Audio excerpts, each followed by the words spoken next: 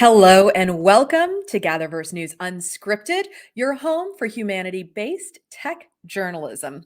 I'm Priya David Clemens. I'm the executive producer of the show and your host today, and I am working from home.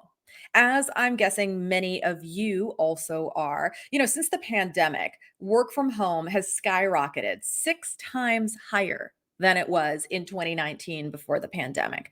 Today, about 30% of all of us work from home. At the same time, we're in a world that's becoming ever more interconnected globally.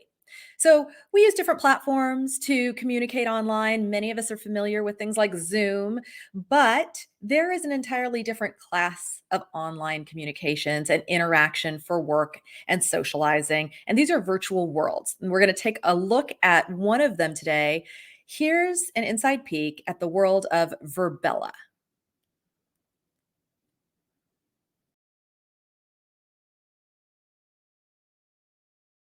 Welcome to Verbella, where you can be remote, yet connected.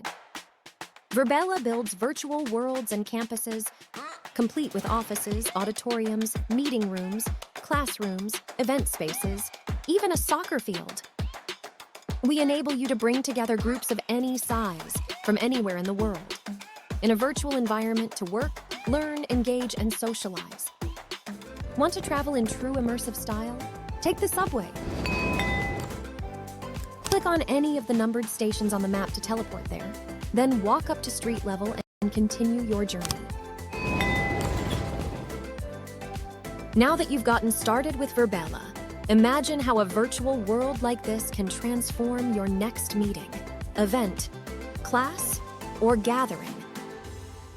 We created Verbella to empower your organization and its people to be connected and seize every opportunity. Ready to work? Ready to learn? Ready to connect? Be ready for virtually anything with Verbella.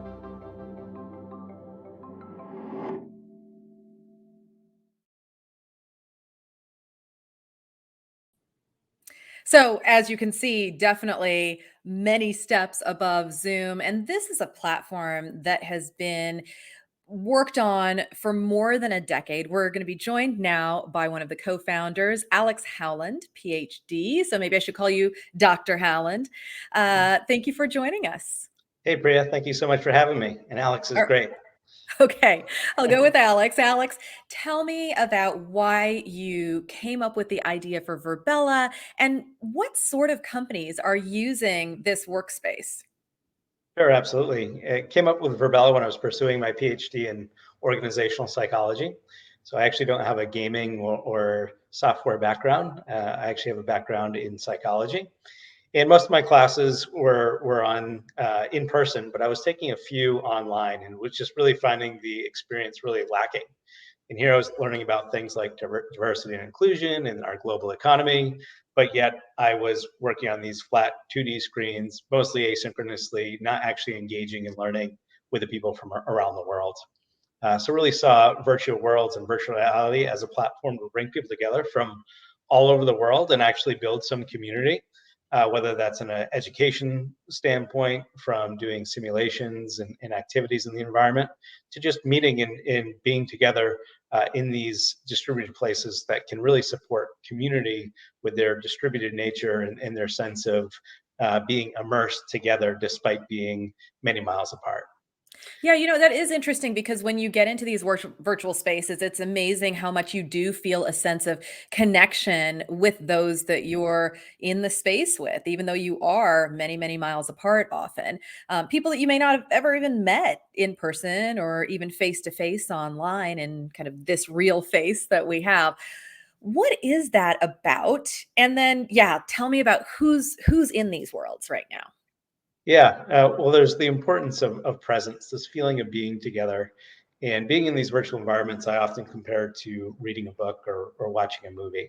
Right? When you read a book, you're looking at the black and the white on the paper, but really you get immersed in the story and you're there. You're really immersed in. And similar thing happens in the virtual world. When you're across from someone's avatar, you actually feel like you're physically in the room with those folks. So it's that really sense of presence and togetherness that's pretty powerful. There's also 3D audio, meaning that many conversations can be happening in this environment synchronously, asynchronously, all happening at once, whether it's a dozen or 20 dozen conversations one-on-one to thousands of people in an auditorium, very flexible in types of engagements that can be happening here, whether they're scheduled or not. We have a number of large companies. We focus predominantly on the enterprise, although we have a number of great universities like Stanford and MIT and ASU using some of our platforms. Most of our customers are in the enterprise space, and they're large multinational organizations who are really grappling with what does return to office look like? Do we stay fully remote? Even if we come back to the office, we have buildings and team members from all over the world. How do we build a united culture amongst our folks from all over and give them this sense of presence and togetherness? So working with companies like PwC and VMware and Fujitsu, eXp Realty, our now sister company, they're using the platform for a number of reasons, typically related to some element of the employee experience journey. Might be recruiting, might be onboarding, it might be events with leadership or just events in general. Or they might actually be using the platform as a replacement for brick and mortar, which is and maybe a little mind-boggling. I just want to connect what you're doing with what we're seeing on the screen right now, because right now we're not seeing that enterprise space in the same way that we think of it. We're seeing waterfront in France. So tell us a little bit about why we're looking at images. What is going on here? We're really excited to be headed to the Cannes Lion event in 2 weeks now, end of this month, with our partner PwC. And we will be there physically in the south of France, but we also worked with PwC to create this campus that you see here. For those who can't actually attend the event live, they'll have an opportunity for people to attend virtually, and we'll be streaming a lot of the things that PwC and other events will be happening in person to a virtual audience. So again, we're thinking a lot about inclusivity and getting people involved who might not otherwise be able to get involved. We want to bring the south of France to you if you can't make it there. And when it comes to inclusivity as well, you are not restricted to only clients or users who have a set of virtual reality goggles. This is a platform that you can access on your phone. Yes, we're really excited about virtual reality and the potential for virtual reality. But we have people, believe it or not, who go to work 40 hours a week in this platform. And the state of where virtual reality or XR hardware are at, I don't wish upon anyone, being in the environment for 40 hours. Yeah, uncomfortable. Right. And we also think about who actually has these headsets at this point, right? So we think a lot about, inclusivity and getting people in without any need for any special hardware or equipment. And again, what we find is the immersion is almost as strong in the sense that, again, you really feel connected with the folks you're with in the environment, but you're still aware of your surroundings. I personally work from multiple monitors, so I'll have Verbella up on one monitor. If I'm working on a Word doc or something, I'll have that going on a separate monitor as well. So I can be physically with my team in the virtual world, as well as getting the things I need to be done individually as well. So Verbella, would you say it's in the metaverse? Is that a word that you use? It's funny. I've been in this, for over 11 years now, and yeah. I certainly wasn't using the word metaverse a couple of years ago. Obviously, we have been the last couple of years, and I think we're a part of the broader concept of the metaverse. But truthfully, whether we call it spatial computing, virtual worlds, XR, the metaverse, I really think about people at work and how can we add value to individuals, teams, and organizations. And if we can provide these tools to really improve the work life and really the life of people by giving them the best of both worlds of being in the office and working from anywhere, then we're doing our job. our job right. And if we can help organization build better cultures amongst their people from around the world, we're doing our job right. So whether we want to call it the metaverse or XR or whatnot, I don't have a strong opinion on. Really care about driving value for our users. Yeah, the other term that you mentioned was spatial computing, and that's one that Apple used when they made their big announcement this week. And speaking of inclusivity, $3,500 price tag on those Vision Pro goggles is not something that most people are going to be running out to get. Maybe there's some enterprise use cases, but I'm curious about your thoughts of where we are in this industry right now. You've been in it for more than a decade, Yeah. but it's still pretty nascent. Where do you see us in terms of the trajectory of growth of spatial computing? What does Apple's entry into this industry mean? Where do you see us in 5 years? Right. A lot I'm of super questions. a lot of questions.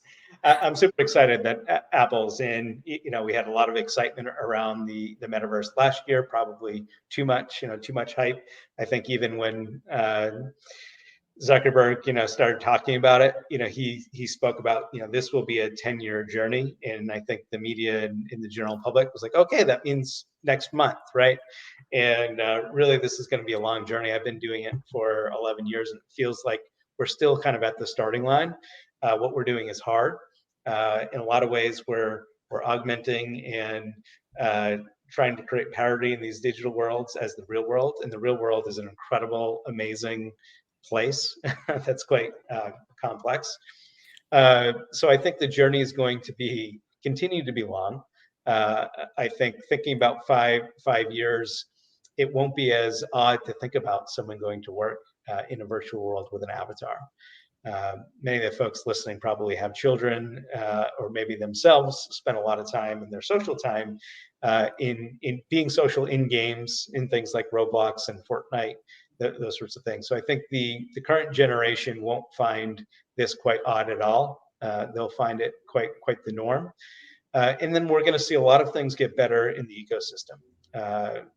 We've seen a number of Apple's first generation devices that we look back at now and kind of laugh. But then if we look at the trajectory of where those devices have gone since those first generations, it's quite incredible. And we need serious investment in this space, and the large companies like Meta and Apple are the right companies to be putting those serious investments in hardware, so software creators like ourselves can leverage that hardware down the line. As 5G continues to get rolled out, there'll be benefits in terms of connectivity there.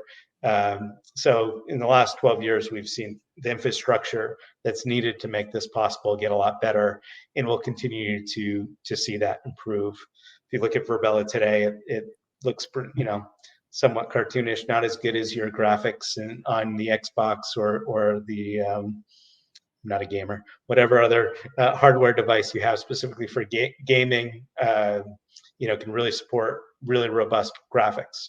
Again, we want to be inclusive, so we have graphics that can be run on computers that employers are providing their employees without the need for any special equipment. But those things will continue to get better. So graphics will be able to get better. Avatars will look more and more like yourself without being creepy, where a lot of the attempts end up now. And a lot of the interaction, the engagement between the virtual tools and the tools that you use on a day-to-day basis will be really well interconnected. So it will be a real seamless experience. When you talk about investment that's needed in the industry, you're right. We are seeing Apple put money in. Meta has obviously put money in and been very highly criticized for the amount of money that they've put in and quote unquote wasted, or lost. I don't know if Yeah. that's really the right way to look at that, because as you're saying, it is a long-term play. But there's been a lot of concern about a metaverse winter, that there isn't as much funding as there used to be. What's your perspective from the enterprise space in terms of investment into the infrastructure? Who are the players who are still in the game? Yeah, I think there's actually probably still a lot of investment going on. Maybe not quite as much as last year, but we're still seeing new startups with pretty good funding behind them come along, as well as the large players.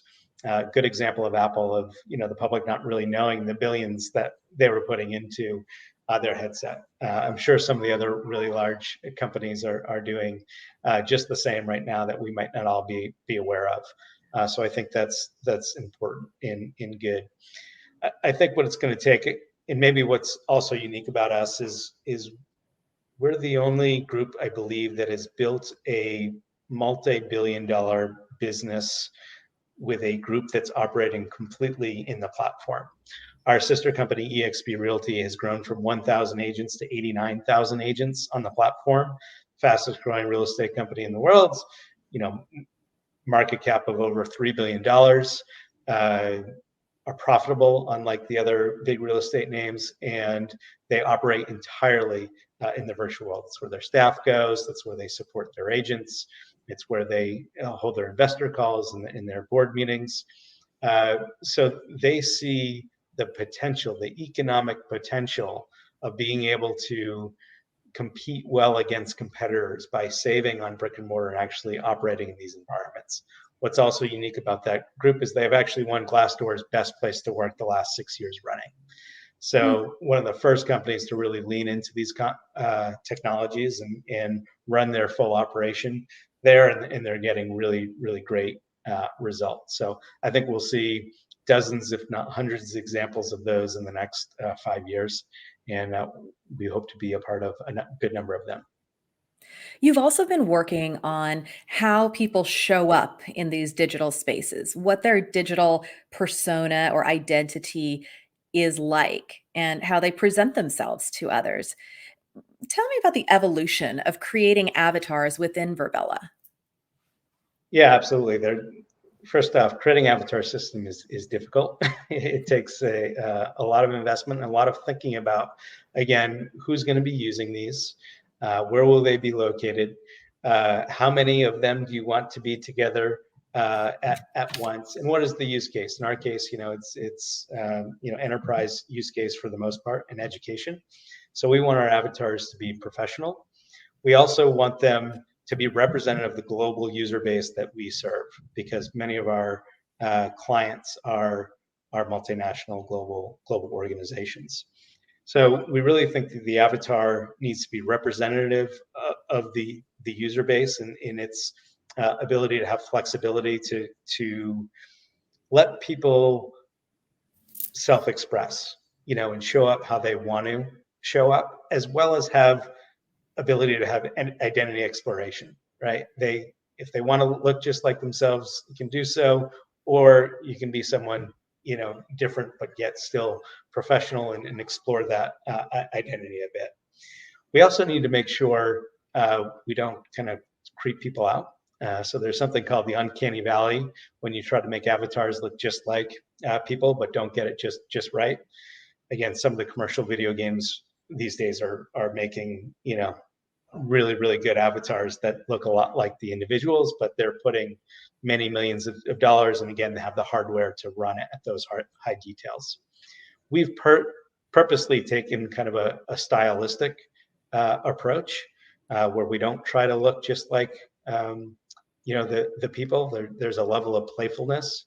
We think a lot about things like psychological safety and how do we let people show up in a little bit of a lighthearted type way, in a way that isn't going to creep you out. And again, knowing that, if we tried to make them really realistic right now, we couldn't run with many avatars in the environment on the hardware that we want to run. So we've tried to really be representative and give people a lot of controls and the things that they can adjust, so we can really represent a global diverse audience. While still being inclusive to many different devices and internet connections in different parts of the world. So our system, you can select an avatar in 5 seconds if you want, or if you want to go in and do heavy details, might take you 12 or 15 minutes to set up. We have people who change their clothes once a year, and people who change their clothes twice a day. So lots of variability there as well. And this new system is really the foundation to continue to build off of. We want to add things like facial animations, continue to build on the diverse clothing wear that that we have to offer, as well as different accessibility representation in the Alex, environment. there's a concern that there's a generational divide between those who can easily adopt this technology and those who are a little older and didn't grow up with it and don't feel as comfortable getting into this world. But the work that you're doing is in the enterprise space. So you're talking about people who are in their not just 20s, but 30s, 40s, maybe 50s, right? Who are using these platforms. What do you find is the truth when it comes to generational differences in adoption of this new technology Yeah. and entering these spaces? First, I'll say for our sister company, XP Realty, I think their average age is about 55. So not the youngest average group. So it does vary. Um, Yeah. what's really important is to think about ease of use for these platforms. So people coming in can navigate with their mouse or the arrows on their keypad and try to make it super simple. A lot of the tools are very similar to the tools that you might see on platforms like this, or your typical, your Zooms or your Teams, in terms of turning on your mics or sharing your camera, those sorts of things. So try to make it super easy, and the onboarding process ends up being pretty quick. I think you see a lot of resistance to the look and feel, judging the book by the cover. And it's typically when the user gets in the environment and has their first engagement with other people that the aha goes off. Mhm. And they realize this isn't about the cartoony nature of the environments that you see, but rather the community that you can be a part of in these areas. And if the worlds are empty, they're not all that much fun. They're fun when there's a lot of people roaming around, many different meetings and activities going on, and you see the versatility of the type of communication and community that can happen in here is far greater than what can be done on 2D platforms. Alex, thank you so much for joining us today. Thank you so much for having me. This is fun. Alex Howland, the co-founder and president of Virbela. Have a great day. All right. And have a great weekend, everyone. Come back and join us on Monday when we will be taking a look at what's happening on the ground in San Francisco and how people are responding to all of the new tech that's coming their way and if they're going to be using it or not. ChatGPT, the new Apple headset. How much are people really saying, even here within the San Francisco bubble, how much are they saying, yes, I want to use it, I'm adopting it? And how much are they going, still thinking about it? That's Monday's story. We will have a couple of our reporters for GatherVerse News on the show to share what they found out down on the ground in San Francisco this weekend. That's it for us today on GatherVerse News Unscripted. See you Monday. Have a great weekend.